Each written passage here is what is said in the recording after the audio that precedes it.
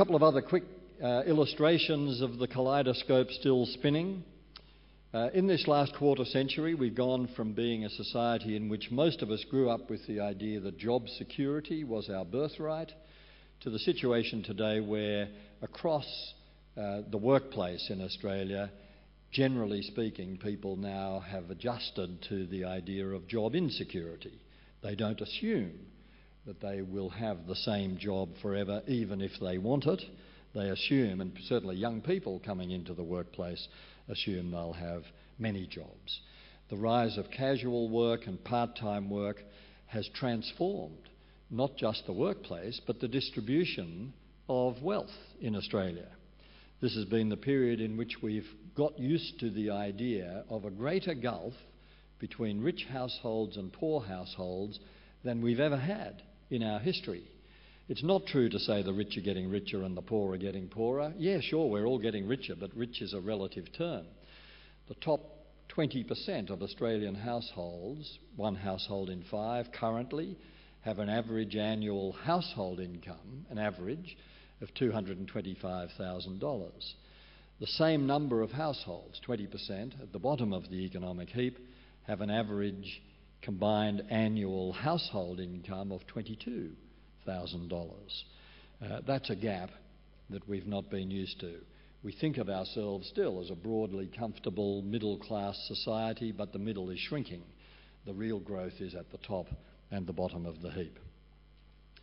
We've been through an IT revolution. One of the people on the introductory film referred to that. It's transformed the way we live, the way we work, the way we communicate, the way we inform and entertain ourselves. It's even changed the meaning of words like communication and connectedness. We think of those things now as possible via information technology, whereas traditionally we've thought you could only communicate if you were present with another person. Well, we now think of communication in the absence of the other person. We've blurred the distinction between data transfer and human communication. And that, of course, in turn has many implications for the way we think about personal relationships at work, privately, etc. We've even been through a revolution in our thinking about what it means to be an Australian, and I won't develop that any more than to say we're having another debate about multiculturalism. Isn't that amazing? After having set a brilliant example to the world of how to create and sustain a harmonious society out of people who've come here from about 180 different birthplaces, we're now starting to wring our hands and saying, is this what we want? Well, we have it. But the word multicultural, you'll notice, has gone out of the language of federal politics. On both sides of politics, we now talk about integration. And that's a symptom of a revisiting of the question of what it really means to be an Australian, what our identity is, what our distinctive values are, what our place is in the world and the region and so on. All of these are big questions. So perhaps it's not surprising, having been through the period that I've just been describing, perhaps it's not surprising that by the turn of the century, by the end of the 1990s, we'd reached the point where we were, as a society, starting to feel a bit unsure of ourselves, a bit as though all of these changes were rather beyond our control. I remember at that time a respondent in one of my surveys saying, I feel as though my life is like a runaway train. I've no idea where it's going. It's sort of out of control. I know I can't jump off. I'll be left behind, so I'm hanging on, but I don't know where this is all taking me. That was a symptom of something that was observable on a large scale, which came to be known as reform fatigue. People feeling vaguely anxious, going to their GP and saying, I feel a bit worried, I'm not sure what I'm worried about, or I just feel vaguely crook. There isn't any particular thing wrong with me, it just doesn't feel right. Classic textbook symptoms of reform fatigue. We were not only dealing with the social changes that I've mentioned, but also, as I mentioned earlier, we were dealing with the background rumble of anxiety coming to us from the environmental movement, from the threats posed by international terrorism, which became, of course, very real as we moved into the early years of the new century. We were anxious about border protection. We were anxious about the whole issue of invading Iraq, both before and after we invaded it. But Australia had much of that in common with other countries But of course we had this not in common with other countries, that against the background of all of those changes and upheavals, we were being lulled by all the seductive, sweet talk about the resources boom and about how our prosperity was guaranteed and economies around the world might be in meltdown and crisis, etc., but not us, fuelled and powered by the resources boom, we were going to be okay. And so we put all that together, and what my research and many other people's research showed at around the turn of the century was that we dealt with it by disengaging. We reached the point where we said, this is all too much, it's all beyond our control, we're not going to focus on the big picture anymore, we're going to focus on things we can control. And this was the period which I now have come to think of as the dreamy period in Australia's social evolution, where we narrowed the focus and turned it inwards, where our agenda changed from all the social issues, the political issues, the international, global issues, down to things like home renovations. We can control that. That's a world that we can take charge of. We could control our bodies. This was the period of obsession about personal health and fitness, cosmetic surgery, body piercing, tattoos, all of these things, signs of the fact that our bodies had become something that we felt we could control. It was a period in which we were disengaged largely from the political process. We just kept returning every incumbent government, every election, federal, state and territory, back they went, mostly with increased majorities, not because this was the golden age of political contentment and we loved them madly, but because we were disengaged, and a disengaged electorate tends not to change a government. The bad news about this period, I think, was that we were rather more prejudiced because of our anxieties and our insecurities, more prejudiced, less tolerant, less compassionate. It became a tougher time for charities to raise money. It became a time when we were all very gung-ho about law and order, tougher regulations, more rules, more laws, get things under control. That was our obsession. But it was also, I think this is the good news about this period, it was also a period when we became a bit more reflective, a bit more conscious of values, all the talk about getting the balance right between our working lives and our personal lives, clarifying the meaning of our lives, living in ways that are true to our values, slowing down, simplifying, spending more time with the people we love, all of that sort of stuff became much more on our agenda during this period of disengagement and reflection. Well, the interesting question, of course, and on this point I'll conclude so we can have some discussion, but the interesting point is, are we still in that dreamy period or are we emerging? And I think the signs are now overwhelming that we are emerging. Several people on the introductory film made this point, that there seems to have been a real switch in the mood of the community. That's certainly what my research has been telling me.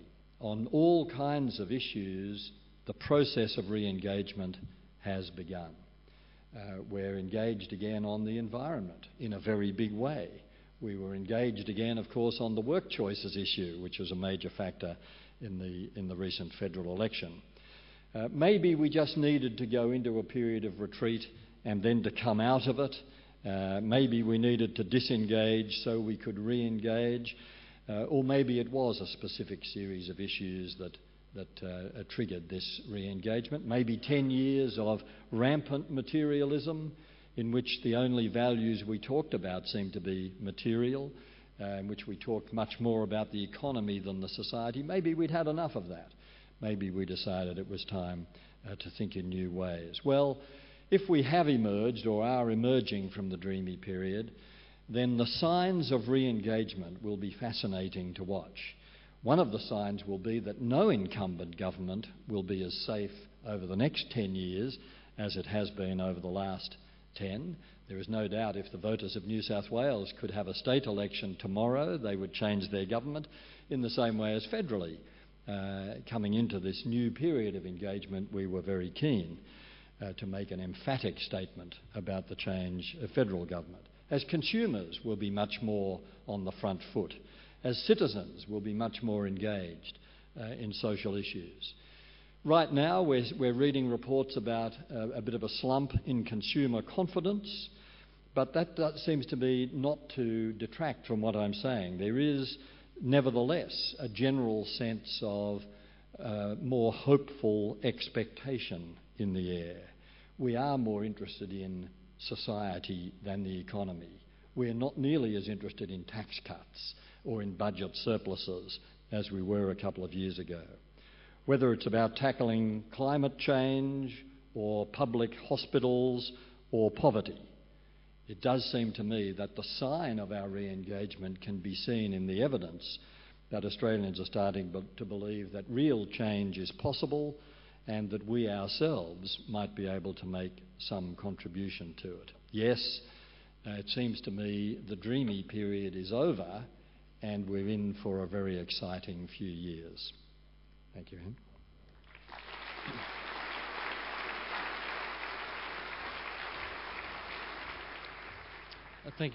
Thank you, Hugh. And you've really got to love someone who opens the first plenary and speaks to time almost to the second. We've got time, 15 minutes now for questions. Anyone who wants to ask the obvious one about Gen Y, about all those kids with university educations and no one who can remember to put the bins out, is welcome to. There are roving mics. People with glow sticks have got the roving mics. Can you announce your name and the organisation that you're from, please? I'm Walter Uhlenbrook from the Australian Super. On the other side, you up here. I think that one of the elements of the structure of socioeconomic research is one item that you, I think, haven't covered this morning, and that is the religious aspect. And I'd be very interested in having your views on what impact that had on the changes over the last couple of decades. Yes, it certainly is a major issue. Australia is, among the societies that we would normally compare ourselves with, Australia is a remarkably unreligious society. I mean, we were founded as a sort of post-Enlightenment project. We didn't have the Pilgrim Fathers. We didn't have an institutional established church, etc. So we've never been nearly as tuned into the idea of institutional religion as comparable societies, and that phenomenon has become even more marked. In the last 30 years, there's been a period of dramatic decline in religious observance in Australia. By religious observance, I mean church attendance, basically. It's gone in the last 30 years from about 30% of Australians who attended church once a month or more often, down to today's figure, which is about 15%. However, there does seem to be some turning of that tide as well. As part of this period of reflection and re-engagement and thinking about values and the meaning of life and so on, there certainly among the young, there are signs of a revival of interest in what they don't like to call religion. They call it spirituality. And it doesn't necessarily mean they're going to flock back to mainstream churches, although many of them are flocking to churches at the fundamentalist end of the theological spectrum. Pentecostalism and so on is on the rise in Christianity, as it is as the fundamentalist versions of religion are in both Islam and Judaism. So that's a worldwide phenomenon as well. But I think the more interesting aspect of it in Australia is that the discussion of religion and spirituality has once again become not just respectable but quite acceptable. People are quite accepting of the fact that the Prime Minister says he came home from church on Sunday and wrote the apology on a pad on his dining table. Well, once upon a time people would have said, what does he mean? Going to church, we don't want a Prime Minister who goes to church. That's not Australian.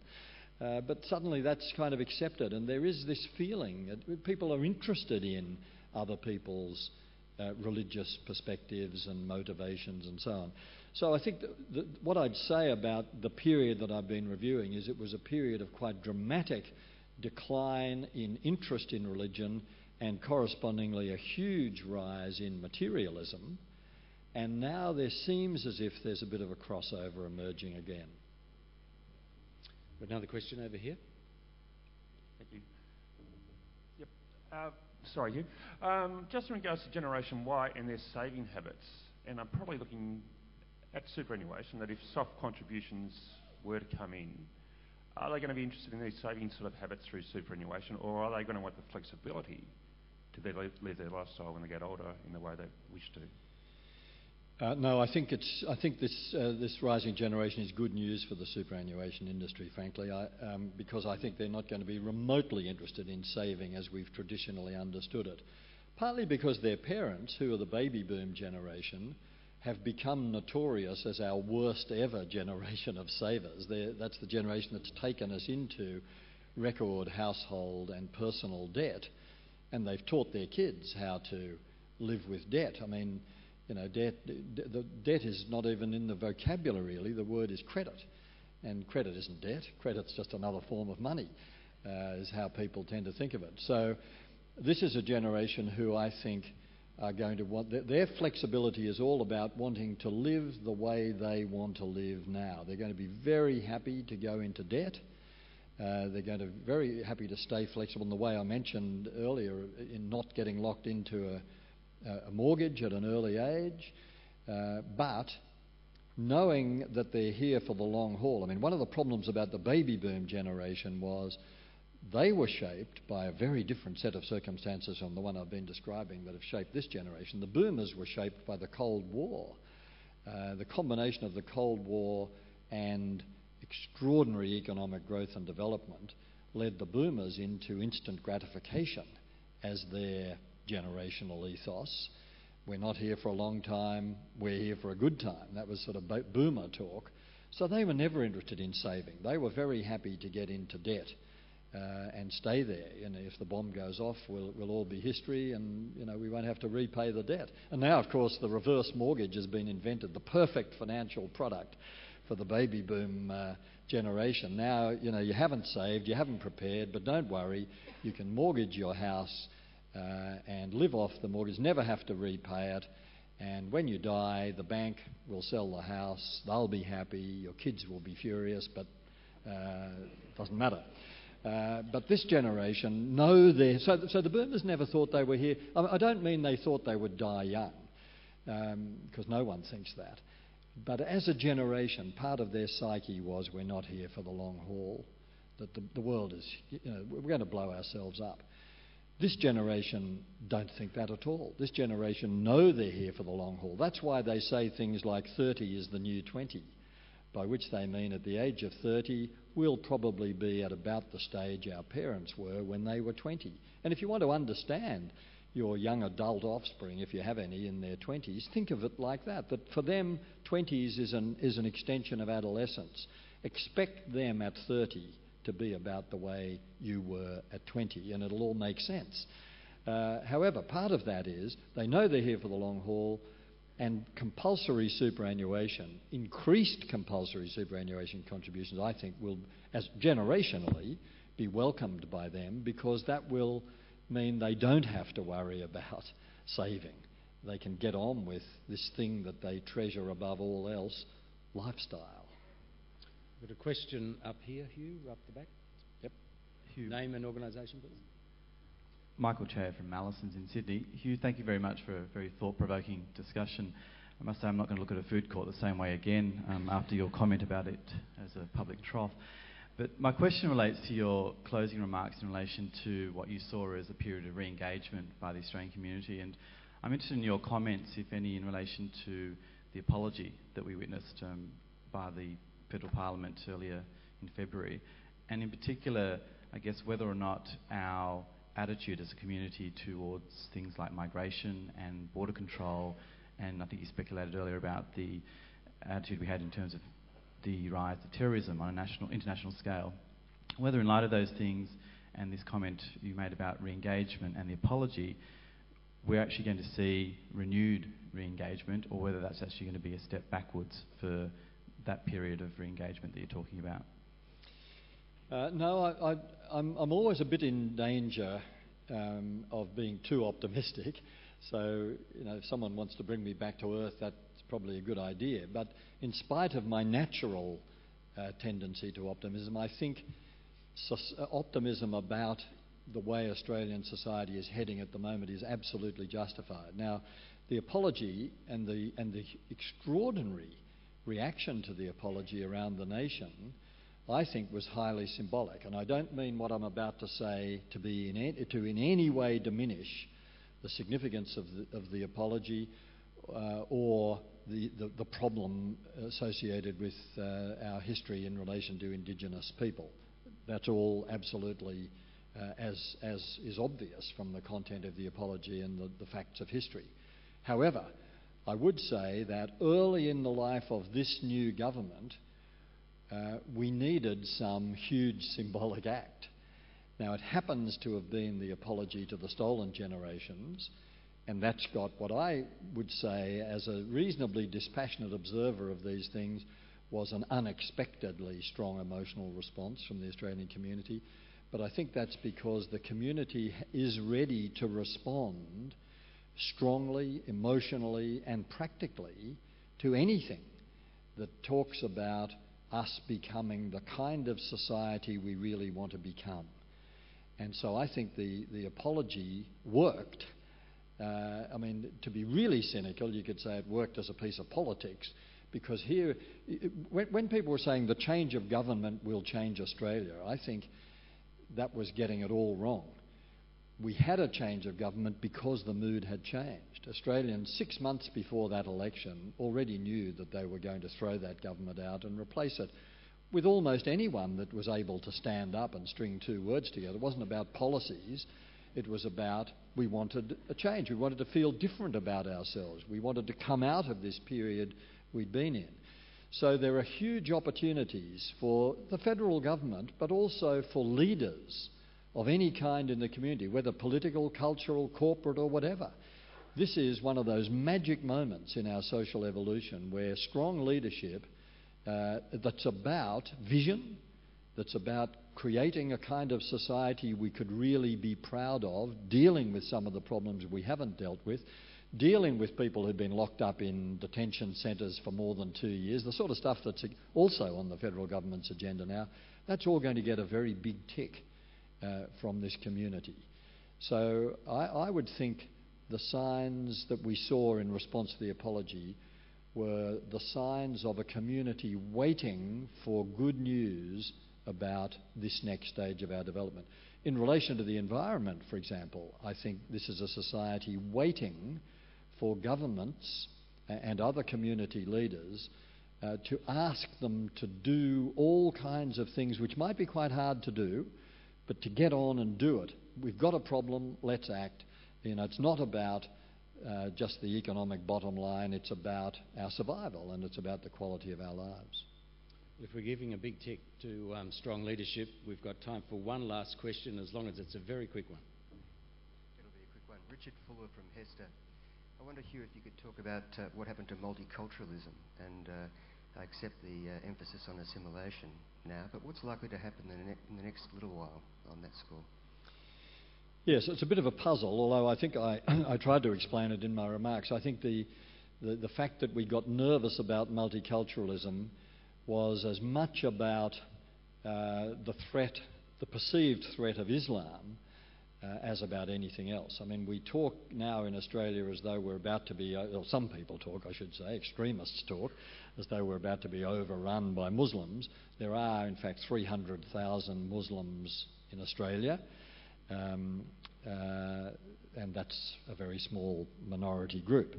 But I think that was the trigger. I think the idea that this is a group of people whose religion we don't understand, and not only are we not very interested in studying the Christian religion, but we're even less interested in studying Islam. So we just were frightened. We were anxious about what this would mean. And of course, there was leadership involved in that too. We had a federal government at that time that was typically attaching the word extremist to the word Muslim. So a lot of talk about Muslim extremists, as though to imply, though not of course to say, that all Muslims were extremists.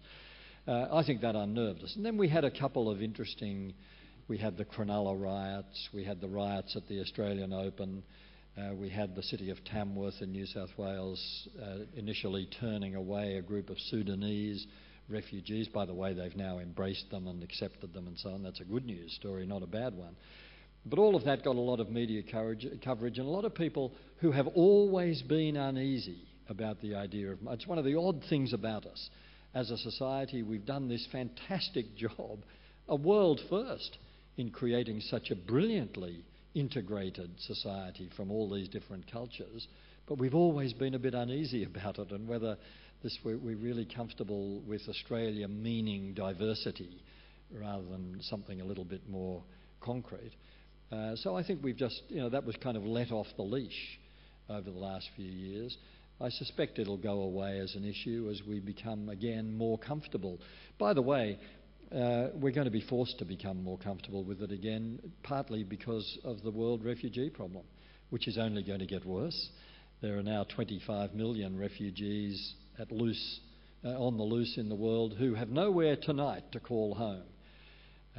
And the time may well come when you add to them the refugees that are going to emerge from Iraq, when that mess is finally resolved, the time may finally come where we won't have quite so much say over who we bring here. We're always resistant to the latest wave. It happens to be Sudanese at the moment, but it was once Vietnamese, it was once Greeks, Turks, Italians, it was once Irish.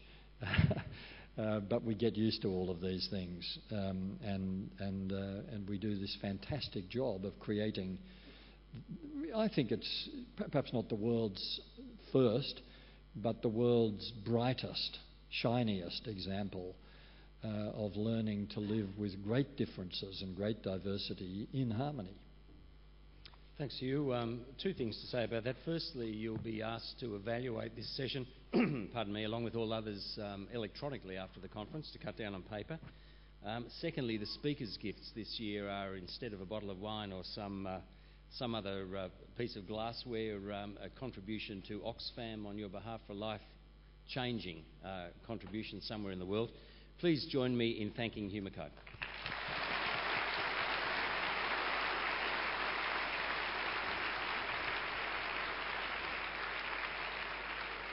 And that concludes this session, and it's time for lunch.